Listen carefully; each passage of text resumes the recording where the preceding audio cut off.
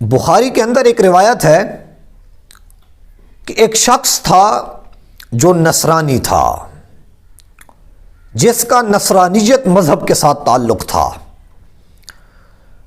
تو اس نے اپنے مذہب کو چھوڑ کے، نصرانیت کو چھوڑ کے اسلام کو قبول کیا، وہ مسلمان ہو گیا۔ اب جب وہ مسلمان ہوا تو اس نے آقا کریم صلی اللہ علیہ وآلہ وسلم آپ سے تعلیم لینا شروع کی۔ اس نے سورہ البقرہ بھی پڑھی اور سورہ آل عمران بھی پڑھی۔ اب جب اللہ تعالیٰ کسی انسان کو اس دنیا میں بھیجتا ہے، تخلیق کرتا ہے اللہ تعالیٰ کسی کو، تو ہر انسان کے اندر اللہ تعالیٰ مختلف قسم کی خصوصیات رکھتا ہے۔ ہر بندے کے اندر کوئی نہ کوئی ایسی صلاحیت ہوتی ہے جس کی وجہ سے وہ شخص دوسرے لوگوں سے نمایاں ہوتا ہے، یا جس صلاحیت کی وجہ سے اس شخص کی اس معاشرے میں عزت ہوتی ہے، مقام ہوتا ہے، ایک مرتبہ اور سٹیٹس ہوتا ہے۔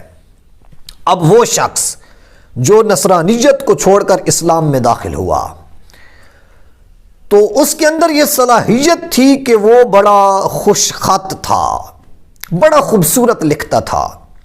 تو آقا کریم صلی اللہ علیہ وآلہ وسلم آپ نے اس کو وحی کی کتابت کی ذمہ داری سونپ دی کہ جو وحی میرے اوپر آتی ہے آپ نے اس کو لکھنا ہے۔ کاتبین وحی میں اس کا شمار کر دیا گیا۔ ایک بہت بڑا اعزاز ہے کہ اللہ تعالیٰ کے محبوب اکرم صلی اللہ علیہ وآلہ وسلم آپ کے کاتبین وحی کے اندر وہ شمار ہو گیا۔ یقیناً ایک بہت بڑا اعزاز ہے، لیکن انسان کی بدبختی اور انسان کی ذلت یہ بتا کر نہیں آتی۔ بدبختی اور ذلت کا وقت معین نہیں ہوتا۔ اگر انسان کی نیت اندر سے خراب ہو تو کسی بھی وقت آ کے بدبختی اور ذلت اس کو جکڑ سکتی ہے۔ اس شخص نے دوبارہ اسلام کو چھوڑ دیا، نصرانیت کی طرف چلا گیا، نصرانیوں کی طرف چلا گیا۔ جب وہ وہاں پہنچتا ہے، مرتد ہو کے وہاں پہنچتا ہے، تو اس سے لوگ پوچھتے ہیں کہ بھائی تو نے اسلام کو کیوں چھوڑا؟ حالانکہ تیرا ایک سٹیٹس تھا، تجھے ایک عہدے پہ فائز کر دیا گیا، تیری ایک عزت تھی۔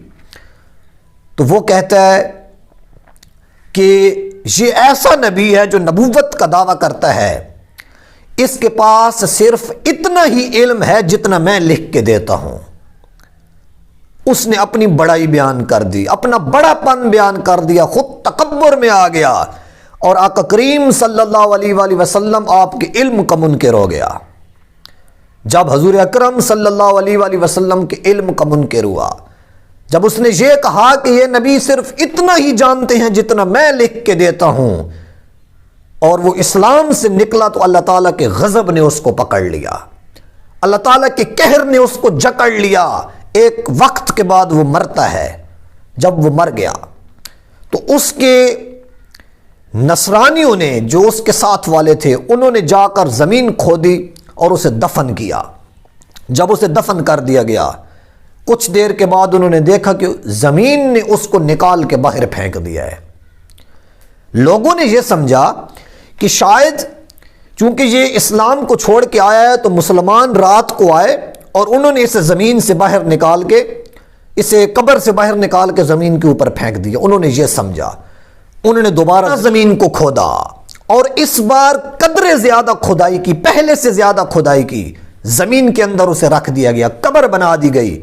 جب صبح ہوتی ہے وہ کیا دیکھتے ہیں کہ وہ پھر قبر سے باہر ہے۔ انہوں نے پھر یہی سمجھا کہ شاید مسلمان رات کو آتے ہیں اور اسے قبر سے باہر نکال دیتے ہیں۔ تیسری بار انہوں نے زمین کی بہت زیادہ کھدائی کی، نیچے تک گئے، اتنا وہ زمین کو کھودتے ہیں کہ کوئی شخص شاید اتنی محنت نہ کر پائے کہ اتنی مٹی ہٹا کے ایک شخص کو باہر نکالے۔ اتنا انہوں نے گڑا زیادہ کھودا، اوپر مٹی ڈالی۔ جب وہ اگلے دن دیکھتے ہیں تو وہ بندہ پھر باہر ہے۔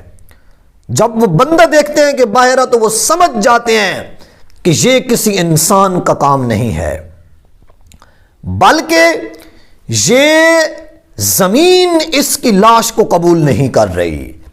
جب اس کو زمین میں رکھا جاتا ہے تو زمین لاش کو باہر پھینک دیتی ہے۔ زمین اس کی لاش کو قبول نہیں کر رہی۔ بھئی زمین کیسے قبول کرتی؟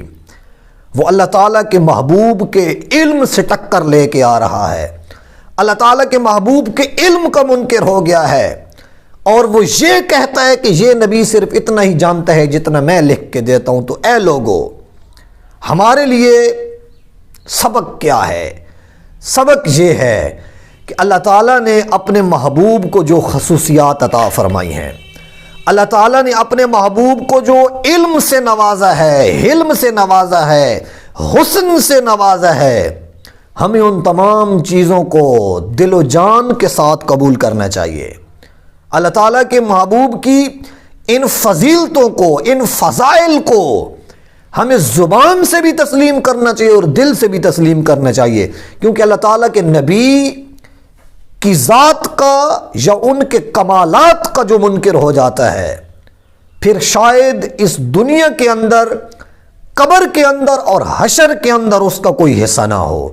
اللہ تعالیٰ کا غضب اس پہ ٹوٹتا ہے، اللہ تعالیٰ کی پکڑ اس کے اوپر اترتی ہے اور اس بندے کو ذلیل و رسوا کر کے رکھ دیتی ہے۔